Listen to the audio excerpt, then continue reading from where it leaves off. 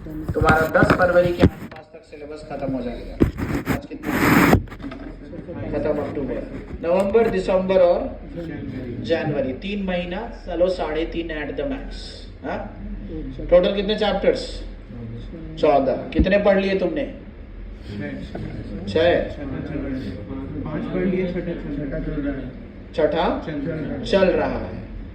कितना बच गया? यहाँ आए हुए कितने दिन हुए तुम्हें? कितने महीने? 6 महीने। चलो 6 महीने में कितने चैप्टर्स किए? 5.5।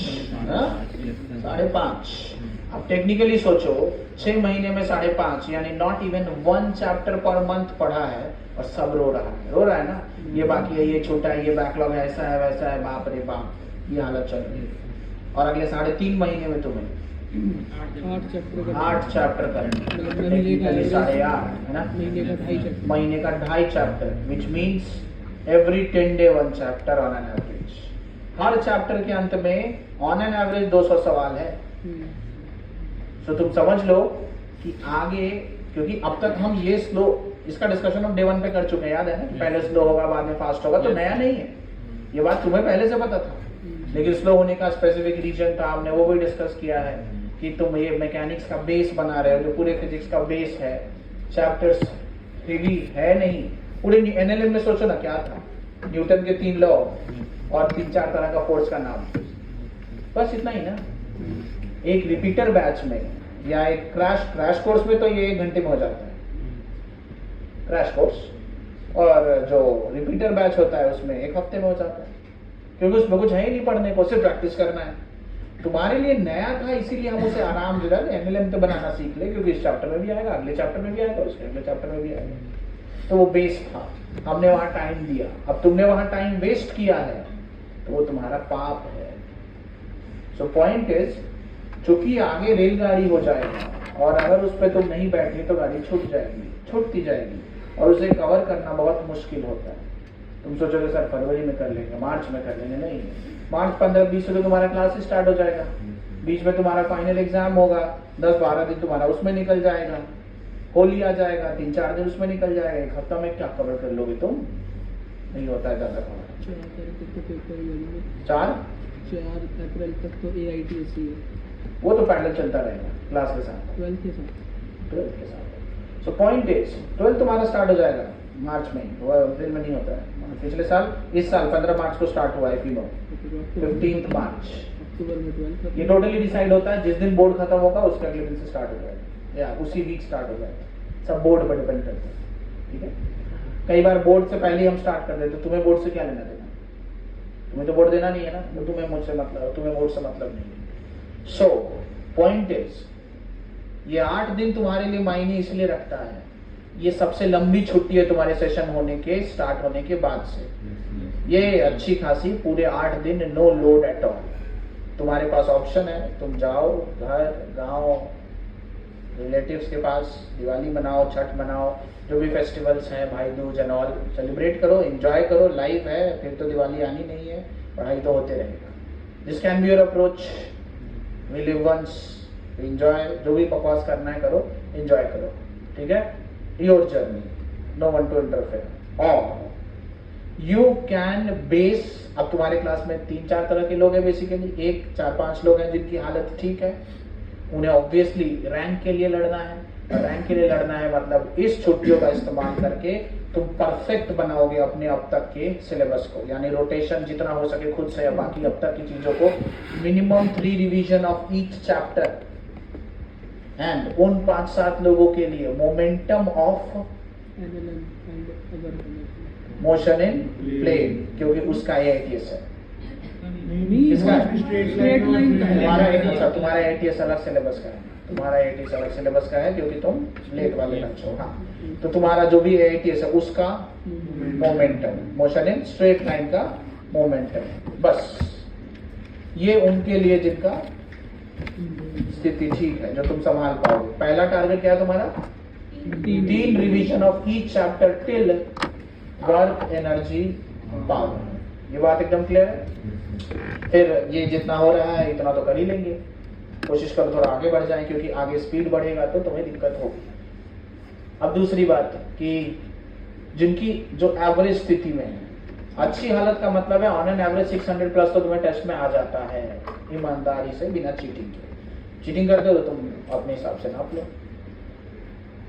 नेक्स्ट इज 400 और 600 के बीच वाले लोग, वो जिनका ये छूटा है, वो छूटा है, ये एक बार पढ़ा है, ये 2 ही बार पढ़ा है, ये थोड़ा सा छोटा ही हुआ है, उनके लिए ये सबसे ज्यादा मायने रखता है, क्योंकि वो अपने आप को बाकियों के साथ ला सकते हैं विद इन कॉम्पिटिशन। अभी तुम हो नहीं कंपटीशन में, तुम आ सकते हो, और ये 8 दिन तुम्हारे लिए सबसे ज्यादा मायने रखता है। आ जाओ, बोलो।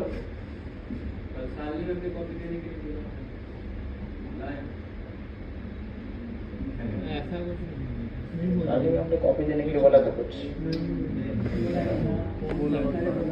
बोला था, तो आधे लोग को बोला था, आधे को नहीं बोला था। तुम कलेक्ट करने आए हो, कलेक्ट करने। हाँ, केमिस्ट्री का फिजिक्स का मतलब कॉपी करवाना है। हाँ, तो तुम अभी क्लास छोड़ के मैम ने बोला जाके ले आओ। नहीं, वो दीदी आई है ना, वो फोटो स्टेट सर, हाँ। इनका बैक लो होगा तो वो पहले का इन्होंने नोट्स नहीं बना रखे, तो मैम ने कल 2 नोटबुक्स तो कल दिलवा दी थी, हाँ। बॉटनी और ज़ूलॉजी की। फिजिक्स केमिस्ट्री की बची थी, वो मैम ने बोला था कि कल कोई ले आना। कोई लाया है? नहीं, आज तो कोई नहीं लाया। हाँ, कोई नहीं, बाद में लेना, देख एक बार डिस्कस कर लेना दोस्तों से। चलो, तो क्या कह रहा था मैं कि यदि समझ आ गई बात। सो वो लोग इस 8 दिन का इस्तेमाल पटाखे उड़ाने की जगह सवाल उड़ाओ, और अपने उस A4 शीट तुम्हारे लिए सबसे ज्यादा मायने रखेगा जो तुम्हें दिया गया है, उसमें से ढूंढो गैप्स क्या क्या है। मैं फिर से बता देता हूँ गैप्स क्या क्या है। जिसे ज्यादा दिक्कत है वो पर्सनली मिल के जाएगा, आज 3 बजे 4 बजे जब भी मिलूं मैं, मिल के जाएगा, ठीक है। जिसे ज्यादा दिक्कत है, नहीं समझ में आ रहा क्या करे, बाकी नहीं समझ में आ रहा है तो तुम्हारे लिए कॉमन कह रहा हूं मैं, क्या क्या कर लोगे। मोशन इन स्ट्रेट लाइन तो परफेक्ट हो जाना चाहिए, क्योंकि उसका 8 एज भी है प्लस वो बेस भी है, उसमें कोई कंजूसी नहीं। चैप्टर के अंदर के सारे क्वेश्चन लेवल 2 छोड़ के, ठीक है, सारे क्वेश्चंस अच्छे से। उसमें डाउट भी है तो आप डाउट लीजिए, पूछिए, जैसे भी करके उसे खत्म करो। उन लोगों के लिए आप तत्काल मोशन इन प्लेन में वेक्टर बहुत अच्छे से करोगे, प्रोजेक्टाइल करोगे, रिलेटिव इन 2D छोड़ दोगे, प्रोजेक्टाइल करोगे। सबसे जरूरी रोटेशन, ये ध्यान रहेगा। मैं 400 से 600 वालों के लिए कह रहा हूँ, रोटेशन सबसे इंपॉर्टेंट है, वेक्टर बहुत इंपॉर्टेंट है। 1D तो कह दिया, 1D पूरा। नेक्स्ट चैप्टर में सिर्फ वेक्टर एंड सर्कुलर मोशन, ये सबसे इंपॉर्टेंट। इफ पॉसिबल प्रोजेक्टाइल, नहीं हुआ प्रोजेक्टाइल छोड़ दो। NLM में लॉज और लॉज के ऊपर FBD बनाने वाले क्वेश्चन, यानी चैप्टर के अंदर के सारे questions level 1 and PYQ, work energy power का सेम। चैप्टर के अंदर के क्वेश्चंस लेवल 1 एंड PYQ। छुट्टी में फिजिक्स में इतना टारगेट होना चाहिए कि ये जितनी बात मैंने कही एटलीस्ट 2 बार, क्योंकि जो बात कही मैंने ज्यादा नहीं कही है। ऑन एन एवरेज कहूं तो 150 प्लस 150 प्लस 100 400 हुआ, और motion in straight line, right. तुम्हें भी 3 रिवीजन पहुंचना है, लेकिन छोड़ छोड़ के काम की चीज को करना है, बाकी चीज को बाद में, ताकि तुम आगे प्रॉब्लम फेस ना करो। तुम एक बार कंपटीशन में आ जाओगे, फिर थोड़ा एक्स्ट्रा मेहनत करके मैनेज कर लेंगे, डिस्कस कर करके। जिनकी स्थिति 400 से भी कम है, 2 बात। पहला, क्या अभी भी डॉक्टर बनने का मन है तो मेरी बात सुनो। अब मोह माया से ऊपर उठ चुके हो, मिठाई का दुकान तय हो गया है, तो कोई बात नहीं, ऐश करो, ठीक है। लेकिन मुझे लगता है तुम पढ़ने लगा है आजकल। मुझे 2-3 लोग इधर लगता है पढ़ने लगे हैं। इसका तो पढ़ तो रहा है, लेकिन इस पे असर कम हो रहा है। एक और कहा गया, एक वहां लड़का है जो लगता है पढ़ने की कोशिश कर रहा है, एक ये लड़का है पढ़ने की कोशिश कर रहा है। तुम लगता है अभी भी कोशिश नहीं कर रहे हो, ठीक है। और है, तुम अभी भी आधा ही कोशिश कर रहे हो। सो कुछ लोग हैं, तुम्हारा क्या है जी, साइलेंट मोड में जा रहा है, धीरे धीरे लेट आता है, चुपचाप बैठा रहता है, ना कोई दिक्कत है, ना कुछ अच्छा है ना बुरा है, कुछ समझ नहीं आ रहा है, ठीक है। उधर जो साइलेंस जोन में से 3-4 लोग बोलना स्टार्ट तो किए, तो बोलते तो हैं, सवाल भी पूछते हैं, मुझे नहीं पता तुम क्या करोगे, लेकिन दिक्कत है तो बात तो कर ही सकते हैं। कुछ लोग आते 4-4 महीने बाद, बात नहीं किया, क्यों, डर लग रहा है, पता नहीं किया है।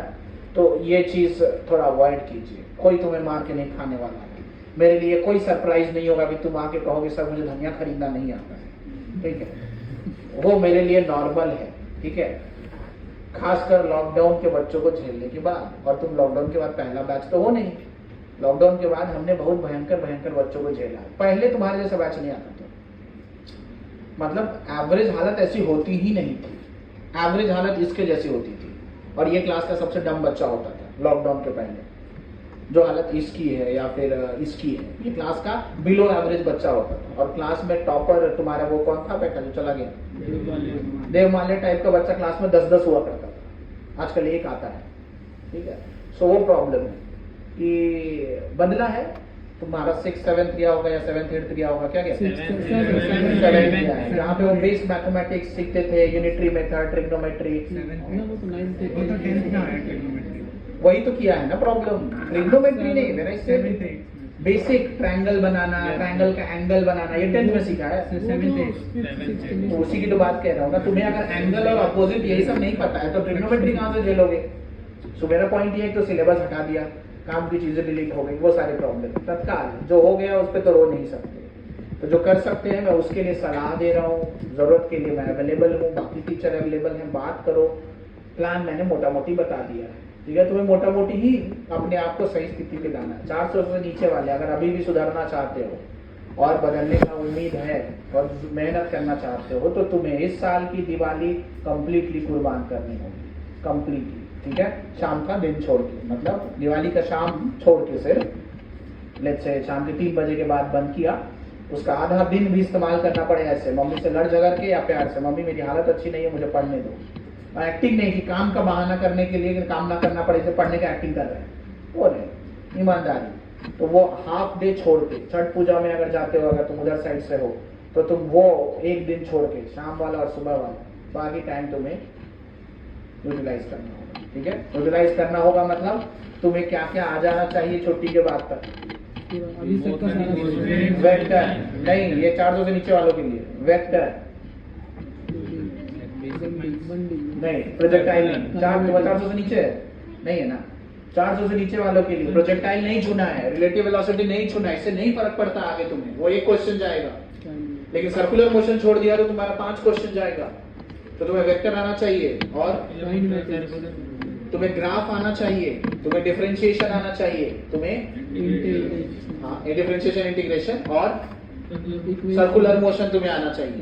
एनएलएम के सिर्फ चैप्टर के अंदर के क्वेश्चन और level 1, no PYQ no level 2, सिर्फ चैप्टर के अंदर के क्वेश्चन और लेवल 1 और वर्क एनर्जी के चैप्टर के अंदर के क्वेश्चन और लेवल 1। ट्रस्ट मी, अगर तुम एक तरफ से स्टार्ट करोगे इतना 3 दिन लगेगा टोटल, शुरू से अंत तक इतना काम करने में, सिर्फ फिजिक्स पढ़ाते। ये भी उनके लिए वैलिड है जिनका बायो ठीक ठाक है। बायो खराब है तुम्हारा, बायो के 360 में 200 नंबर आता है, छोड़ दो फिजिक्स, बंद कर दो, तुम बायो पढ़ो पहले जाके। ठीक है, क्योंकि तुम अभी फिजिक्स पढ़ के भी कोई फायदा नहीं है तुम्हारे लिए। Focus on bio. बायो में जब 300 प्लस आने लगे तब फिजिक्स पे ध्यान देते हैं, एटलीस्ट 250 प्लस। ठीक है, बायो में अगर 200 या उससे कम है छोड़ दो फिजिक्स। ठीक है, तो मैंने बताया सब टाइप की कैटेगरी ऑफ स्टूडेंट के लिए हेडिंग डाल दो, motion of centre of mass, motion of centre of mass. और बाकी लोग जो ऑलरेडी खान जा चुके हैं वो तो जानते ही हैं कि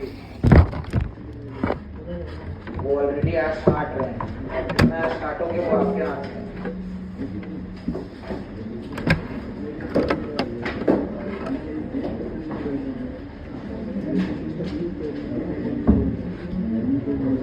तो वही कहावत है ना कि तुम गरीब पैदा हुए इसमें तुम्हारी गलती नहीं है, लेकिन अगर तुम गरीब मर रहे हो तो वो तुम्हारी गलती है। सुना है ना, वही हाल है। तुम लॉकडाउन के कारण गरीब यहाँ आए, ये शायद तुम्हारी गलती ना हो, लेकिन अगर तुम यहाँ से गरीब बाहर निकले, यानी अनपढ़ टाइप के बाहर निकले, वही 10th लेवल, ये तुम्हारी गलती हो। तुम फाइट करो और ये